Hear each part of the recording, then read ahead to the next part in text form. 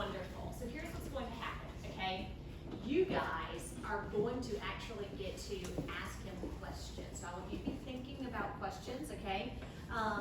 Miss Shay is going to grab some note cards and pencils. All right, in case a question pops in your mind, you can write it down and you can remember what it is, and at the appropriate time you can ask that question. So you're going to get those gift questions. Again, this is genuinely questions that you would ask someone who does not believe that God exists in any shape or form or way, okay? So we're going to get those for you, and then we also have a couple of questions, and adults in the room, ask questions. This is to be a great learning experience, so you are welcome to put up a good battle. You're welcome to ask anything you want to ask to go against it, okay? If we ask questions, what do? We have a question to ask. Thank you. I'm going to call on someone, and now I want you to show me what your next step would be. If you have a question, raise your hand. Just raise your hand. You stand up to speak, okay? It's a friendly reminder. When you ask your question, just stand up, okay? All right. Are we ready? Yes, we are. Okay. All right. I'm going to turn it over to you. I'm going to move this forward a little bit more so that the volume is good, and then you are welcome to get started, okay?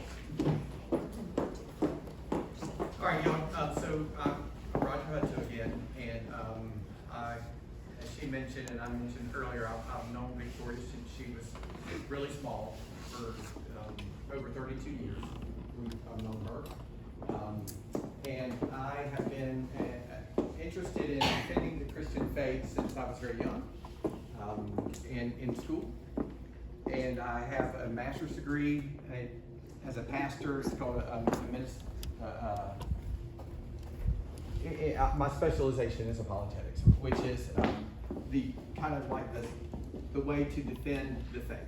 In 1 Peter 3:15, it says, "In your heart set apart Christ as Lord, and always be prepared to give a reason for the hope that you have in Him." And the word or reason there in Greek is apologia, and that's where we get the word apologetics, and that means defend Christianity against people who would challenge anything, and that is any Christian teaching, anything about God, whether Christ rose from the dead, anything like that.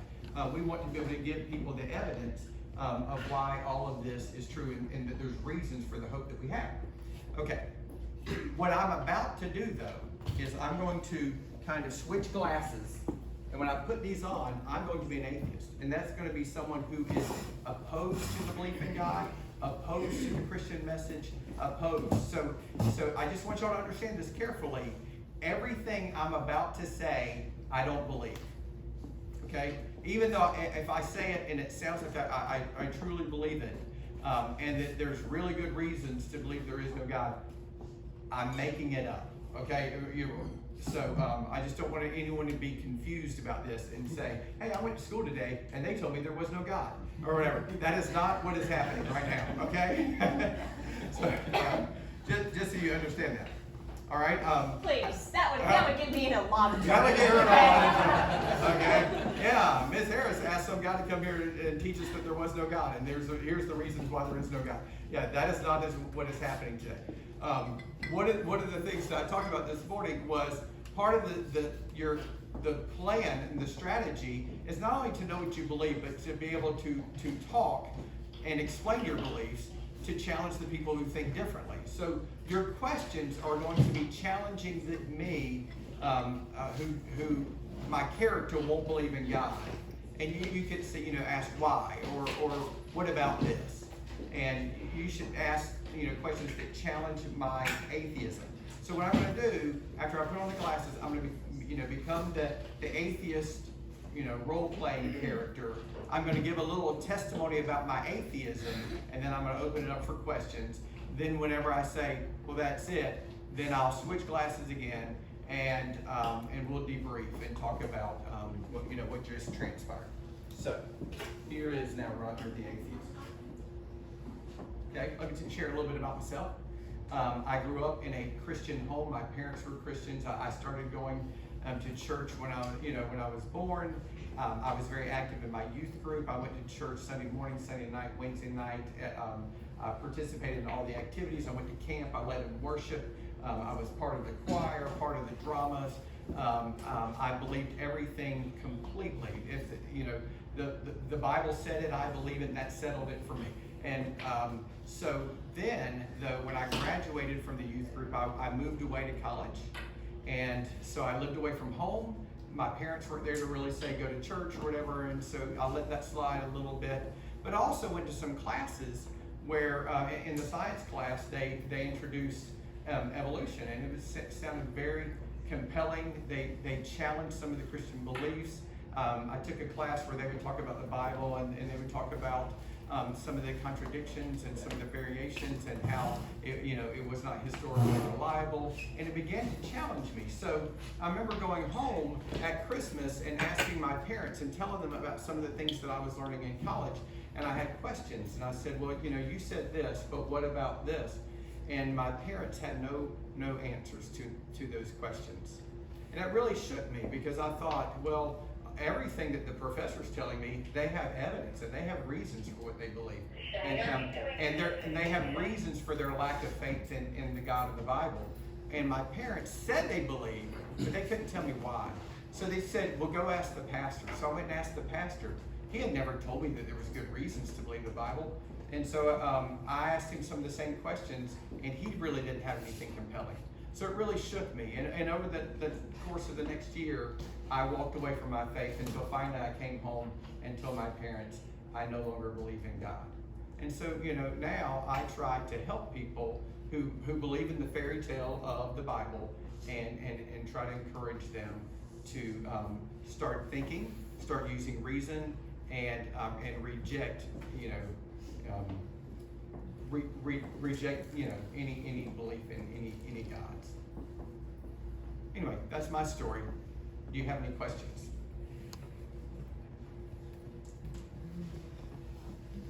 Yes. So, like you said, this is all fake? Yes, but clarifying that, but that's out of character. Okay, I'll go back to atheist. That was the Christian answer. Yes. Why do you call it drama? Why do I call it what? Drama. What do I call drama? No, Ethan, why do please, you call please it? answer. Why do you call it drama? Oh, just because I'm pretending. I don't. And- I'm pretty. Yes, Did you make this up as you went? I'm shooting from the hip. Yeah, I'm making this up as I go. Students, let's ask questions to his character he's playing as. Yes. We can ask Why are questions you about an ideas atheist? later. Why am I an atheist? Very good question. It is because I started using my brain and started using logic and reason, and I decided to believe everything from now on based on evidence. Yes. You know who gave you your brain? God. I know that some people believe that, and because back, imagine 2,000 years ago, we didn't have technology, we didn't have X-rays, we didn't have, modern science, we didn't have modern medicine, so we really couldn't explain a lot. But now through science, through education, through technology, through microscopes and telescopes, we've learned so much more about life. And what we've learned is that life has evolved over millions and billions of years to produce a brain.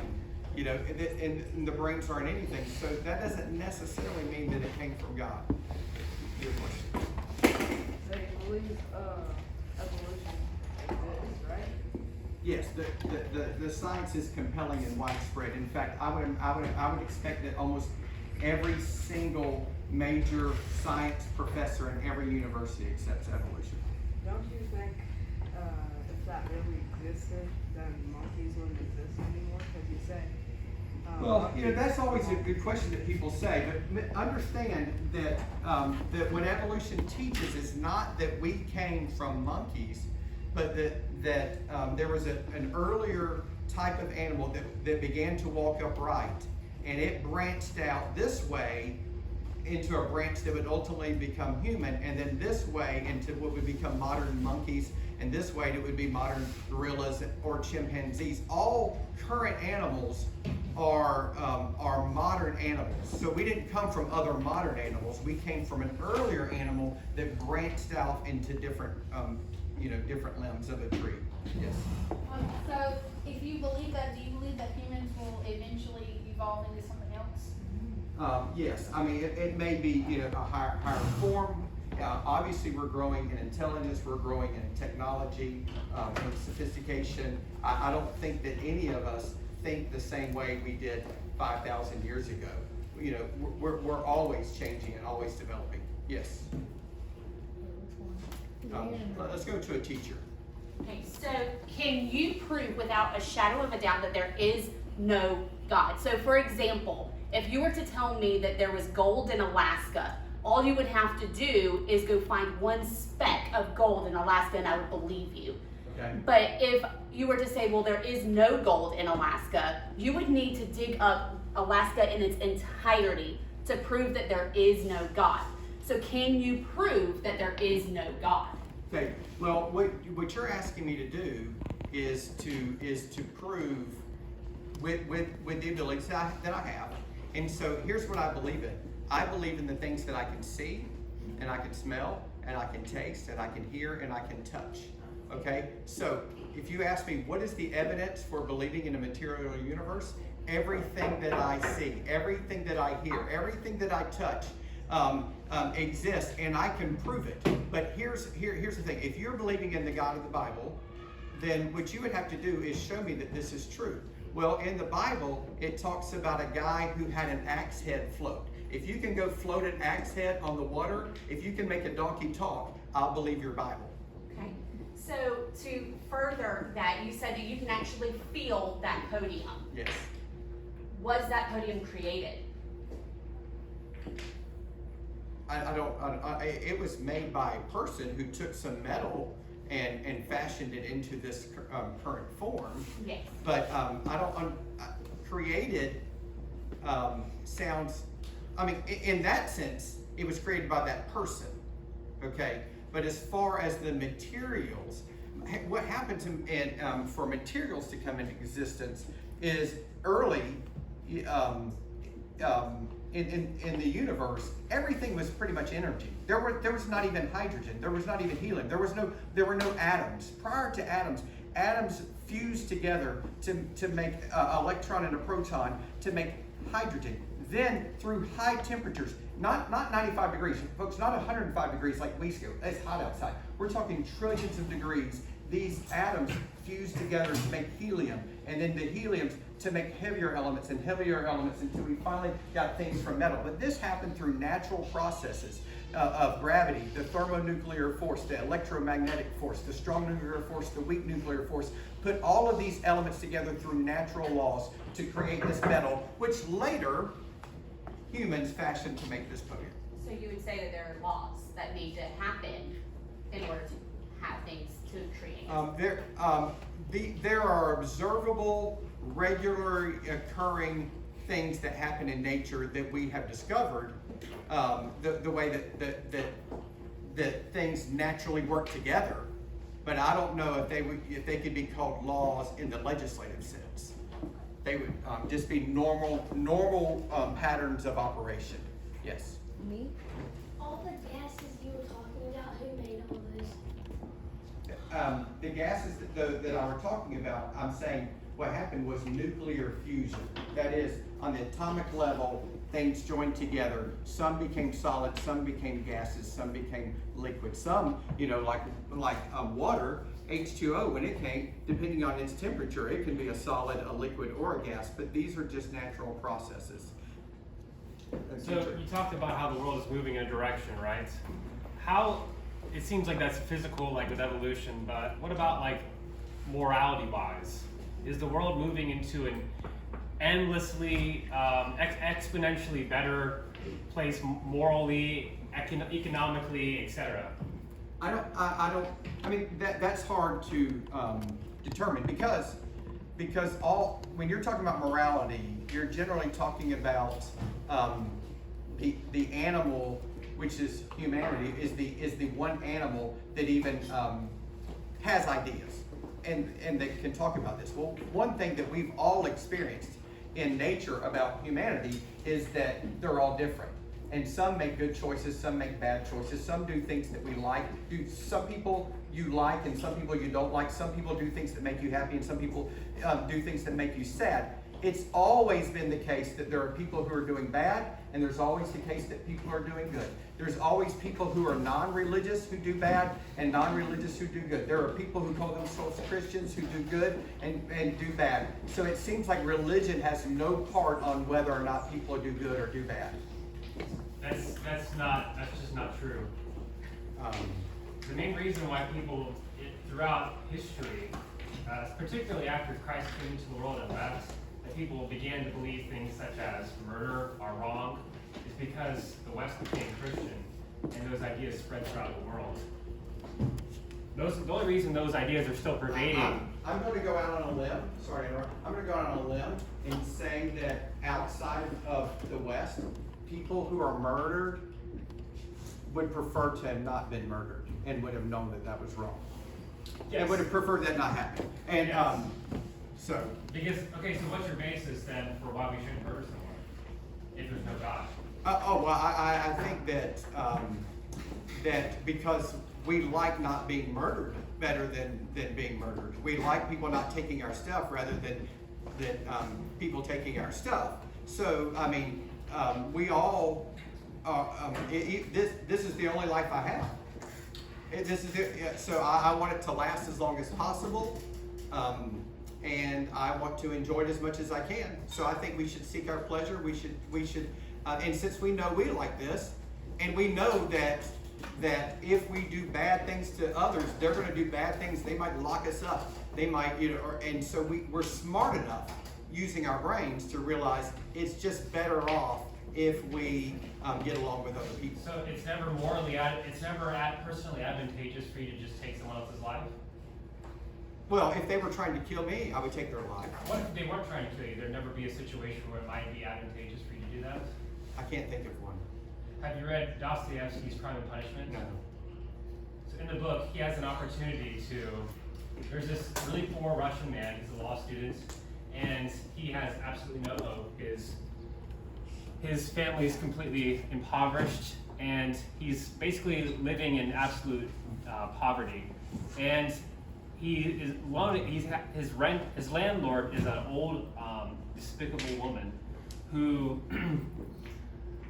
basically takes advantage of him.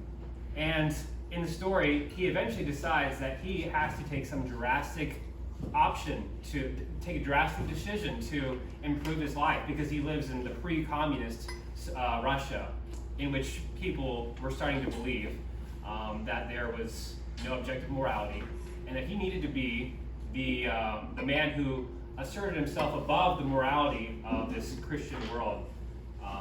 And he eventually murders the old woman. And what Dostoevsky's trying to explain is that if there's no God, you can actually come up with moral situations where it might be personally advantageous to you. You may not actually face retribution because he doesn't actually get caught. So how would you respond to that? It seems like that makes sense. That could be the case in some scenarios. But it's very similar to Christianity. Don't you say that your God tells you do not lie? And yet, during the Holocaust, when some of the Germans were hiding Jews in their basement, and they said, "Are there any Jews in your house?" And they said, "No, there's not." And they told a lie. They were Christians telling lies because sometimes it's okay to dismiss God. Okay.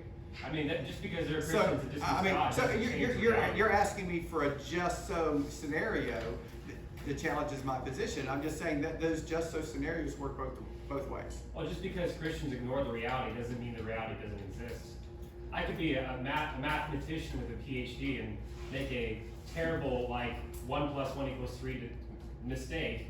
It doesn't change the reality, even if I say I believe all mathematics and I hold to those positions. It doesn't change the reality of what's there, whether or not I accept it or not. Okay, I'm not necessarily following the conclusion. But I think we've had a great, conversation in the back. So back to the podium thing, which get mentioned. Some of those gases that helped make the podium, can you see, feel, touch, or taste those gases? Can you hear those gases? And if not, how do you know God isn't real then? Well, all those gases can be studied. I mean, like I can't really see the air, but it can be apprehended because I breathe it in, and sometimes there are things floating in it that I can smell. So it just because we don't see those in the same way or experience those in the same way as the podium, we still can scientifically, using instruments, even if not our own bodies, we can apprehend them and we can know that those things exist. And I've never seen a device or a physical trait that enable us to experience God in the same way. And back to the conversation you and Mr. Norris were having, when you mentioned the Bible, I thought you didn't believe in God or the Bible or anything that happened in the Bible. Well, How would you use I wouldn't say that I don't believe anything in the Bible. I think that the Bible does contain some very some historical things that are true. I just think that it also contains things that aren't accurate, that are make believe. I think it's a mixture of truth and untruth. And all I'm saying is it's not the unique document that Christians claim it is to be, the quote unquote inerrant word of God. And if you think God's not real, how do you know the person who wrote the Bible is speaking the truth? Well, when I say history, I think that we judge it the same that how do you know that George Washington was the first president of the United States? I mean, at some point you have to, trust on reliable, repeatable practices of history writing. And generally speaking, when every historian who's ever written and who expected to be believed, they don't talk about dead people coming back to life. That's not in any other history. So when they start saying things that are unbelievable, then we start saying, well, this must be a fairy tale mixed in with some other facts. Right up front. How do you know that we evolved from monkeys then if there's no actual evidence? Well, I think the fossil record shows a lot of transitions. I mean, have you seen any fossils of lizards from millions of years ago? And have you seen a lizard today? Do they look the same? Does a T-Rex, a Tyrannosaurus Rex, look like a gecko today? Well, there's evidence of God. So there's change in animals over time, and I think that's just irrefutable. Well, there's evidence of God through us because of how we act. Do you say that again? There's evidence of God through us. Because if we pray about, for example, behavior, then God's going to help us. And so there's evidence of Him through us. So if I walk up to the edge of a cliff and say, God, help me fly, and I jump off, and is that going to be a good decision or a bad decision? Okay, next question. How do you explain water damage on mountains? I need rain. But great water damage. Lots of rain. Where does the rain come from, yo?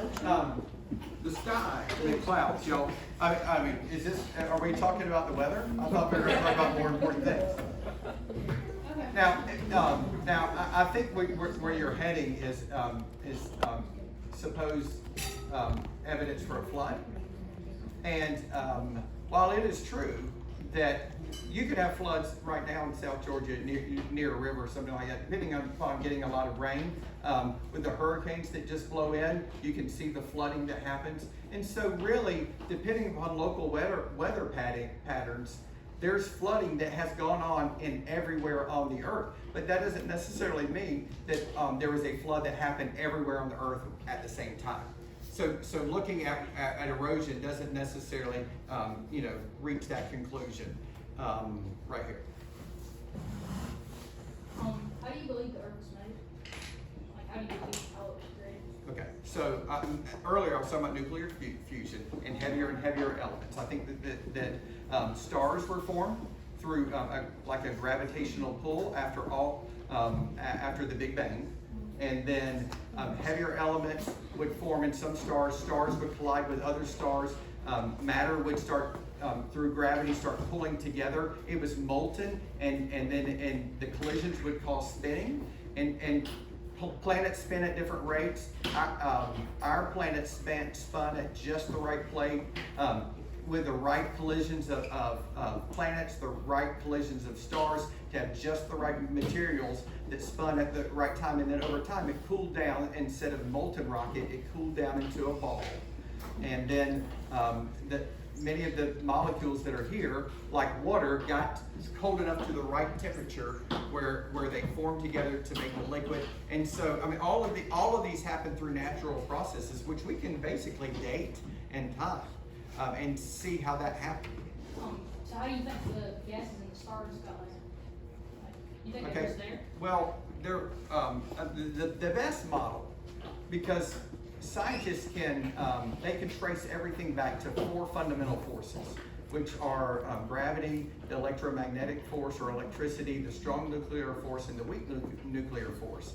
All of these govern everything. Everything that exists are governed by these 4 laws. But there's a time when we go back in time to what's called Planck time, which is like 1 times 10 to the negative 43 seconds. Like it's less than a second after the Big Bang, and all of these break down. So what happened prior to that, we have no record of. We have no record of. So what could be happening is like a universe generator, maybe something that is continually putting in energy and a bunch of energy shot this way, and it became our universe. But there could be multiple universes.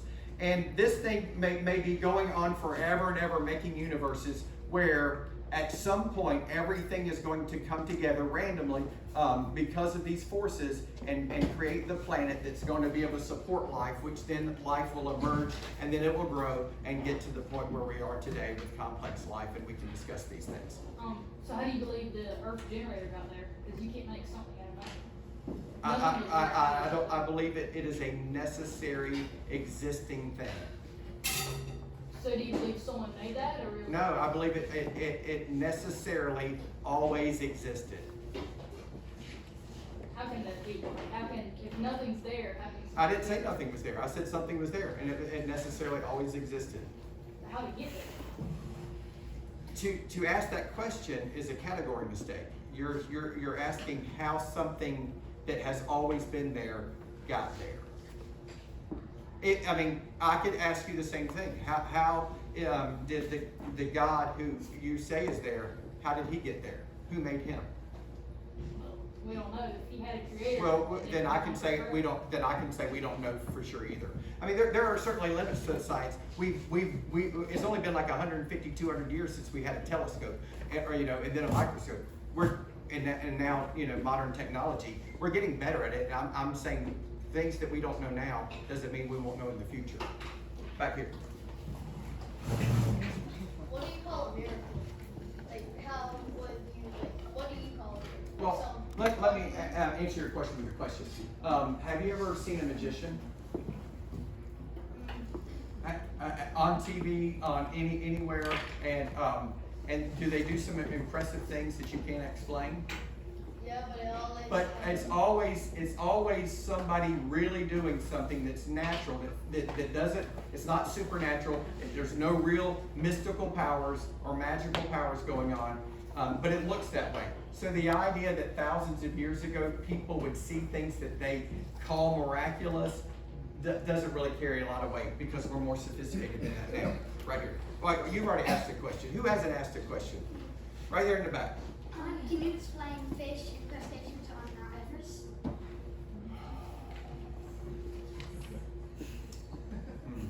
That's a good question. Have you ever heard of plate tectonics?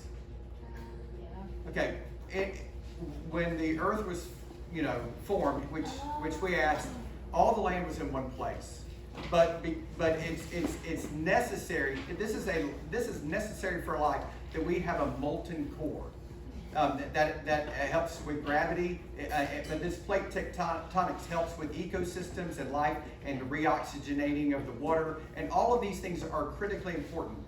But it also, one of the drawbacks are volcanoes. Some of this molten stuff pushes through, and that creates these volcanoes. It takes continents apart, and they move, and sometimes they crush together, and when they crush together, it causes forms.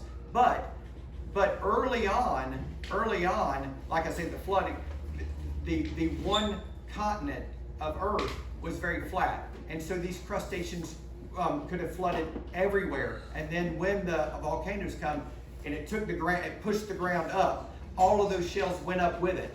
But it used to be down very low. But it doesn't mean that the mountain was there and something floated up to it. Those crustaceans just went along for the ride when the volcano blew up and made the mountain. I have one more question. With evolution, you said that there was an atom and it formed everything there is now. Can you explain how that atom got there? Did it just pop out? Yes, it just popped into existence from that inflation generator of energy. Yes. How that energy came from?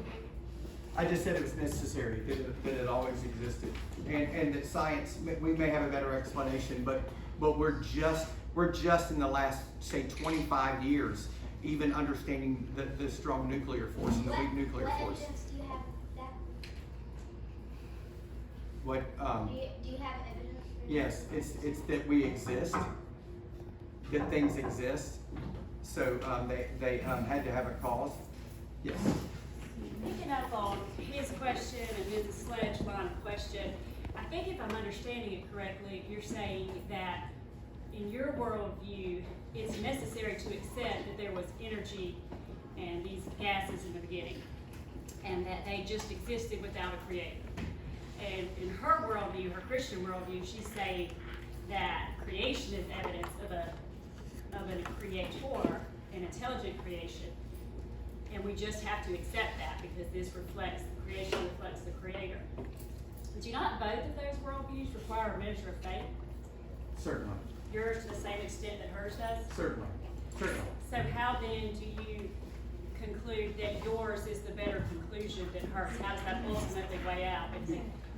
Because the changes we see in life, and the changes we see in nature, and the changes that we see, the way that we see atoms working together, we can measure it. We can put it in a lab, and we can answer questions of how this happens. You know, thousands of years ago, the people would hear thunder, and they would say, "Oh, well, the gods must be stomping their feet or something like that on the sky," and something ridiculous. And so now we know how thunder takes place, and it has nothing to do with gods tap dancing on the sky. And so, in a similar way, everything that we study and touch, I mean, it's something that's tangible right there. And what their explanation is, if I would just say, "Show me your God," and when I can experience Him in the same way, then I will put my faith there. It sounds to me, I think you respond to that there are arguments for Mark say that this creation itself and the intelligence that it displays actually reflects an intelligent creator. More so than what seems to be your argument is that random forces with no. It's not random. No, they're very explicit forces that create, that put things together in a very productive way. Well, if they have no source, that wouldn't indicate a degree of randomness. Well, here's why I don't. This is why we say that they're natural forces that are unguided, because it seems like if there was a guide of the trillions and trillions and trillions of stars and galaxies, and the quadrillions and quintillions of planets, we would see more planets that looked well designed. But we only see one, so that makes it look like it took a lot of randomness for the forces to get it done well once. But if there was a God that was putting it all together, then he probably would have done a better job and made more life and more planets in the universe. But as doesn't science continually reveal that there is more possibly intelligence out there that we're just not aware of? I mean that's certainly their goal, but they are far from. And in fact, that even I'll admit that many times they way overstate their case for the habitability of a planet.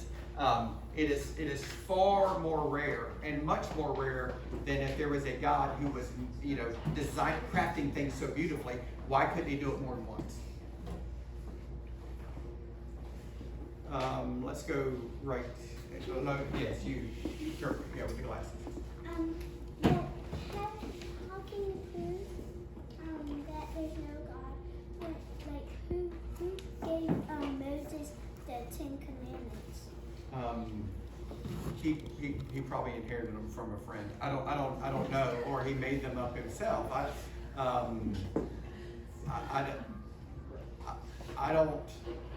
mean, every book has an author, but not every author who writes a book says that book came from God. I suppose they could.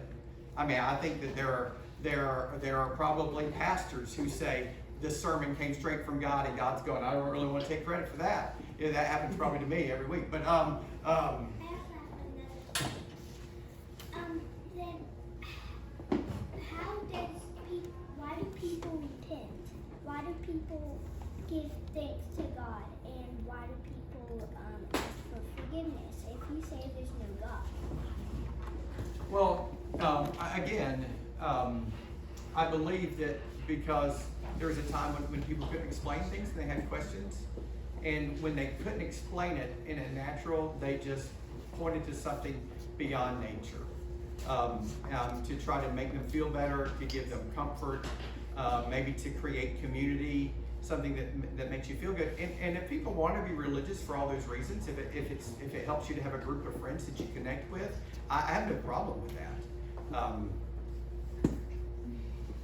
Y'all, is it time? No, I want to ask a question. Oh, shoot. Am I allowed to ask a question? Oh, I don't know about this. Okay, yes. So, I want to change gears here, okay? Let's talk about the resurrection for a minute. By resurrection, I assume you know what I'm referring to, right? Okay. So, would you agree that there was a man who people called Jesus that was born and that lived on this earth? Can you agree to that statement? Yes, absolutely. Okay. Can you agree to the fact that he died and was fully dead when he died? Yes. Can you agree to that? Okay. Can you agree with the fact that he was put in a sealed tomb that was completely sealed? Can you agree to that? If by sealed, you just mean Closed. It was guarded. It was, yes. It was Covered. It was covered. Yes. Okay. Not airtight, but Okay. And would you agree to the historical evidence that that tomb was found empty later? yes. Okay. Can you agree to the historical evidence that the body was never found? Yes. Okay. If that is the case, and we conclude that this person was seen by hundreds of people, That'll be a struggle to conclude. all right, why? Why is that a struggle to conclude? That this person was seen. What evidence do you have that he was seen? Well, there were original manuscripts found within less than 50 years after this took place, multiple manuscripts of it being found, written documentation about people saying that they saw this, okay, over 500 people at one time, historically, not per scripture, historically. And if that is the case, and we believe that the evidence that George Washington, which has been mentioned previously, was the first president because it's been written down, This was written down within the same generation where people could have lied about it, people could have made it up. How can you dispute that? Well, according, to David Hume and Immanuel Kant, I mean, they would say that, evidence that, for historical evidence, no, like, true history is claiming something that never happens in real life. So, to say that George Washington was a leader of a country, well, there are many countries that have many leaders, and that's a regular things that you would write about. But to write about someone rising from the dead, that's really not often. Now to bring in a God aspect of this, because y'all claim that Jesus is God, well, that just looks like it's in the heart of the Roman Empire, and with Greek and Roman culture. Well, it seems like several of their gods had myths about dying and rising again. So why wouldn't the Christians just copy one of these others? So, I mean, it really seems to look more like a mythological copycat than it does an actual historical document. So did any of those other gods have people that actually died for what they claimed to be true without seeing it? Well, because that is the difference. They died for their purpose. Like, some gods were fertility gods, and they would die at winter time and rise again in the spring, which, just explained the plant cycle. And so they may not have been dying for sin, because that may not have been an issue, but they were dying and rising for their purpose as God. And were people eyewitnesses to this? Did they see these gods with their own eyes? They did not. I don't know of any record of that. Either way.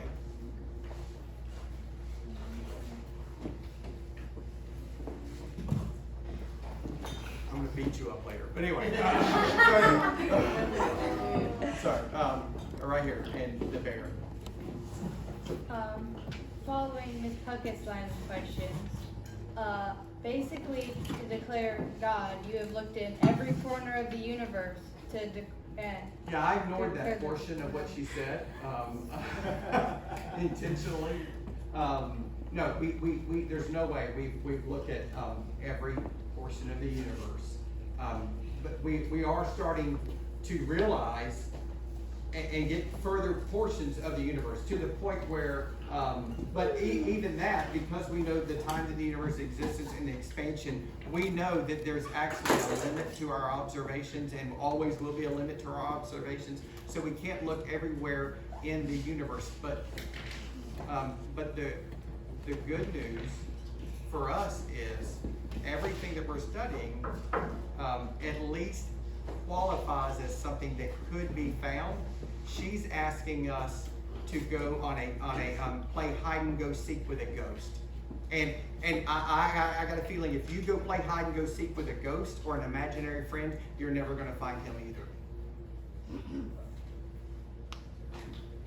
So, but basically you're declaring that because we have not found God yet, that he does not exist. Is that basically what you're? Well, I'm just saying, if you're going to base what you believe, as one person had said, that they're both beliefs, and that's how we know things. Even by taking two things and adding another two things and coming up with 4, we believe 2 + 2 is 4. I mean, I understand that by knowing things, we're saying this is what we believe. I'm just saying everything that I believe is based on an experiment rather than just an idea or philosophy that can't be proven true. All right, someone else. Live, play ball. That would be your shirt, Green. Yeah. So, what is this science? Going back to the beginning of this, you said, what is this science? You believe that God isn't real. Like, how did the universe get made? Like, did the universe just pop up in the middle of nowhere? Did the universe just make this world? Yeah, well, I think I answered that I believe in like an energy generator that's made not only our universe but many universes. They're in the back, in the blue dress. So I have 4 things. So you just believe what you want to believe, and then you try to go against everything else? I think that would be your position. Because I'm saying I believe where the evidence takes me. Okay. I don't start with a story that was just passed down to me. Okay. And then another thing, back to the beginning where you said you believe that we came from apes. First of all, No, I didn't say exactly say that, but that's okay. First of all, we came somewhere from apes, the branches. Then who would we marry to make more of us? And then do you believe that what was it? So Okay, let me just address what you've said so far, because I can't contain a lot of things, but I'll address what you've said so far. Again, when you say that I believe that we came from apes, that's what's called a straw man, because I didn't say we came from apes. I said actually apes and modern humans came from another, like just animals that were learning to walk upright, and they branched out into different. But in every situation, in every branch, there were male and female being born, and it was a gradual process where there are always males and females to create the next generation. So anyway, and if we came follow? from another modern animal, then No, we didn't come from another modern animal. I'm saying just the opposite. I'm saying the modern animals and us, they came from a different source, and we're on different branches. So modern monkeys are one type of, kind of walking around. We're another kind of anthropod. do you know what all of us came from? Man in Black. Whatever the first form of life. I don't think that we quite can put a name on it, but something like an amoeba. Right here, Man in Black.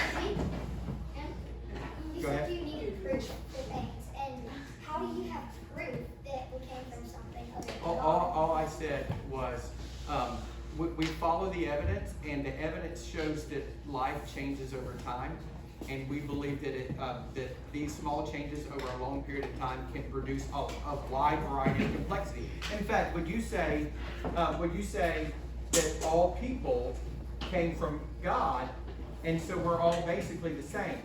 Can you name 2 people that have the same fingerprints? No, because we didn't. Because change happens all the time. Every time another life form is born, they've changed somewhat. All right, y'all. No. We're gonna need to wrap this up, I think. Because okay. All right. Oh. All right. I'm gonna take up the glasses. Thank y'all for coming. Y'all. I'll be honest.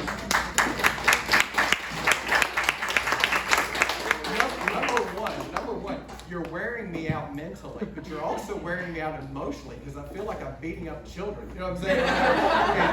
and it just doesn't feel right. It hurts my heart to do that. Again, let me just say, y'all, I didn't believe anything that I just said. Okay, so well, I mean, actually, there are some things that I said that were actually true, but the conclusions that I drew from them aren't true. Some of y'all asked questions, and you made it easy for me, and others asked questions that made it difficult for me. Because part of rhetoric, which I mentioned earlier, and y'all probably get talked to about all the time, is not only what you say, but how you say it. And like Ms. Harris and some of your other teachers, they didn't just ask a question, they formed it, and they made their argument. I mean, like categorically. Y'all, I've written papers and made video about the minimal facts argument for the resurrection, and which I just thought that's not really fair. So I just had to say something that just went against reason, and just say that there was no historical evidence for that, because I would claim quite the opposite.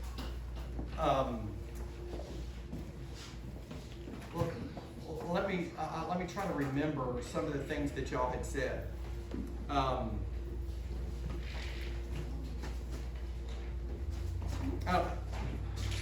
don't really. I think the point that I mainly want to make is, and I think some of y'all did a really good job at this, and you would say, well, considering this evidence, then ask your question. Because if you just ask the question without detailed evidence, you put me in a hard place. Now, here's the other thing. I took advantage of the fact that none of y'all have had cosmology and physics and have read books on string theory and all these things. And so I could just say a bunch of science jargon and y'all wouldn't know if I was telling you the truth or not. You know what I'm saying? Which is why when you go to science class, you should pay attention or whatever. Because then you would be like, well, that's not exactly how it happened.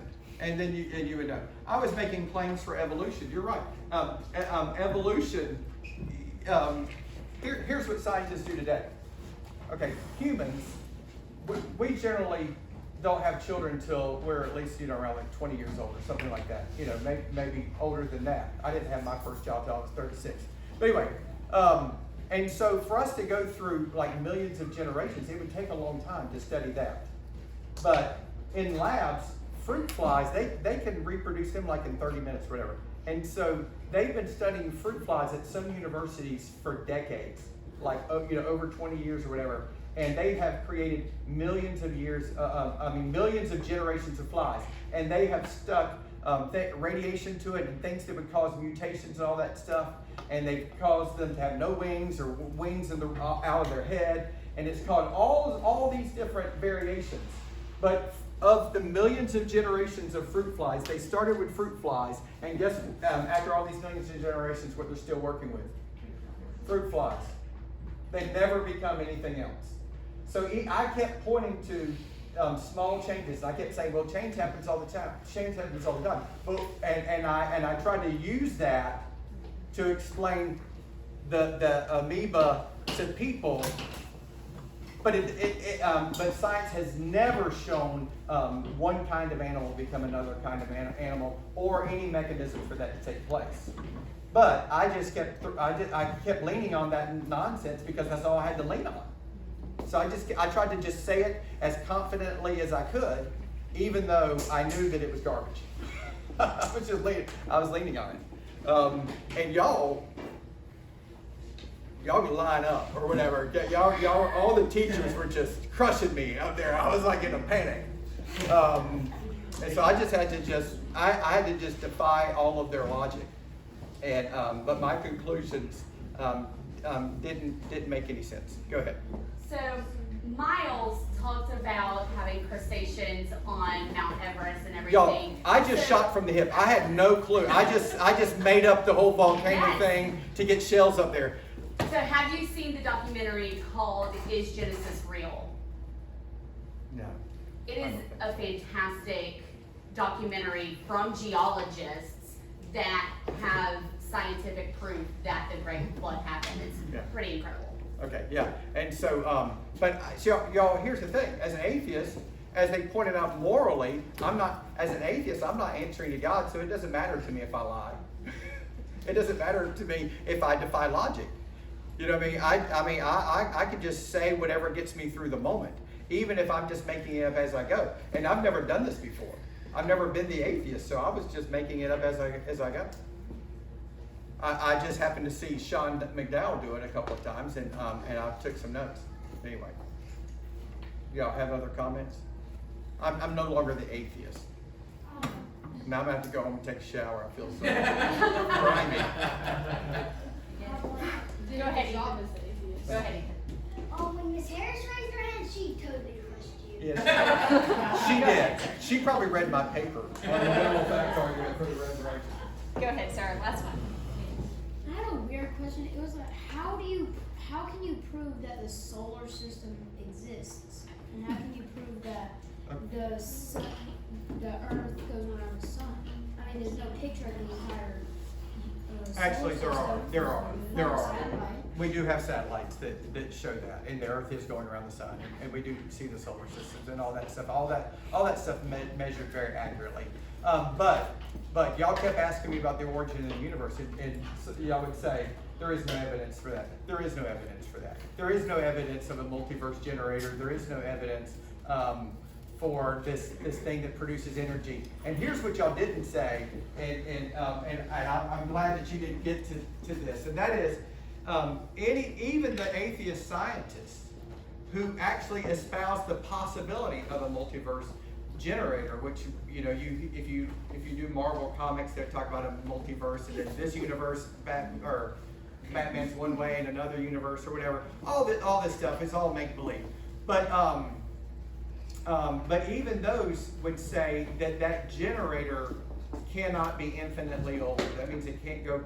It couldn't exist always. I just said that it did, but and that it must have. But there is no evidence that it does exist. But anything that actually has energy, y'all.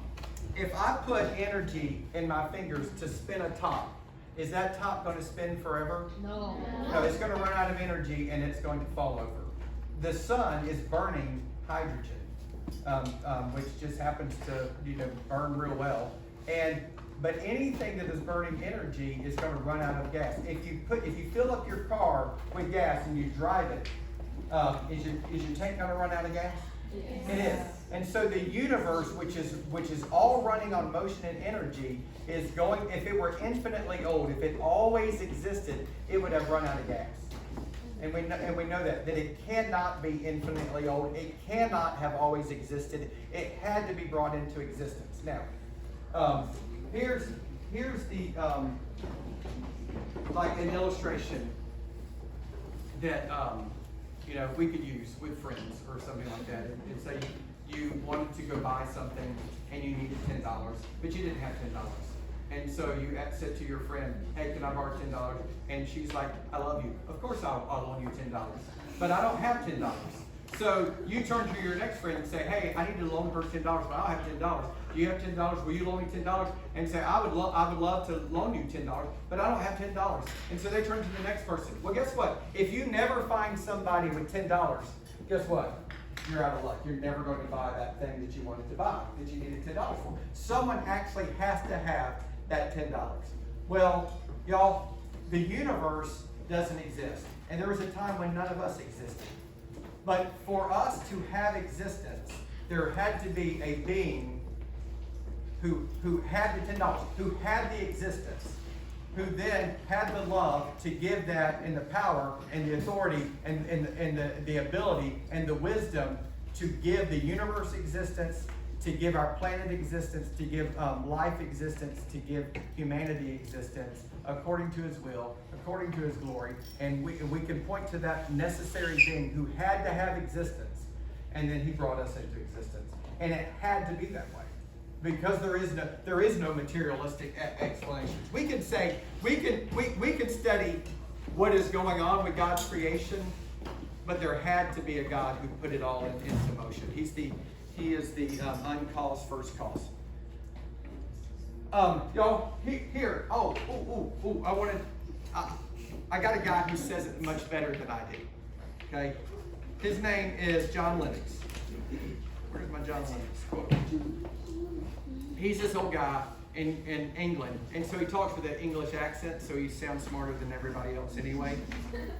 And he was talking to Oxford, which is like their Harvard, and to a bunch of other professors. He's a professor there, and there are a lot of professors there who are atheists. Okay, and he gave a speech to all of them that says, I believe in God. I believe in the God of the Bible. I believe in the God who's the creator and sustainer of the earth. And here's what he said, and this is what I want y'all to try to catch this, and I'll shut up, because I know it's been a long time. Okay?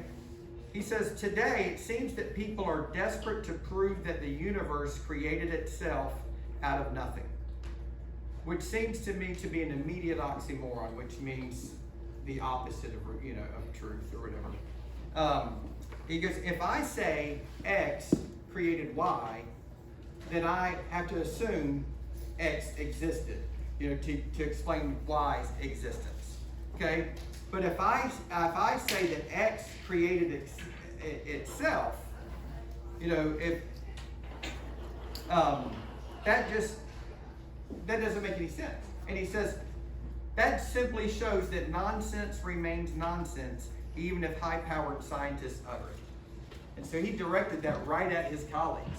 And he was like, all of y'all atheists who want to say that that the universe or material things created itself, that doesn't make any sense.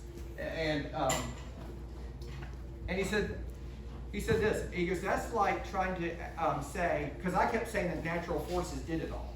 And he said that's like trying to say that to ask people to choose between God and science is like asking people to choose between Henry Ford, who created the first car, and engineering, which is the science of how to build a car, to explain the existence of the first car. He goes, the science of how to build one doesn't make anything. It took a person with a will and knowledge and power to use these forces to actually put the car together. You know, and he's saying in the same way, the laws in nature cannot produce the nature. There was a being who created the universe, who created the atoms, who created all of those laws of nature, and he created the laws, he put it all together. And he goes, and that's why science grew out of Christianity, because we believed in a lawgiver who was a moral lawgiver, but he was also a lawgiver to nature. And that lawgiver, not only did he make the stuff, he made the rules for how the stuff works together, including life. Y'all, last thought. Anybody ever seen The Little Mermaid? Okay. All right. The good one, the cartoon from 50 years ago, whatever. So anyway, so Ariel and the little fish, whatever the little fish is named, flounder, they swim down, and there's a spooky little shipwreck, and they bring up a bag of stuff. And she pulls out what? And she asks the seagull, what is this? And he says, it's a dingle hopper. And what do they use? What do humans use it for? And he goes, to straighten out their hair or whatever. Okay?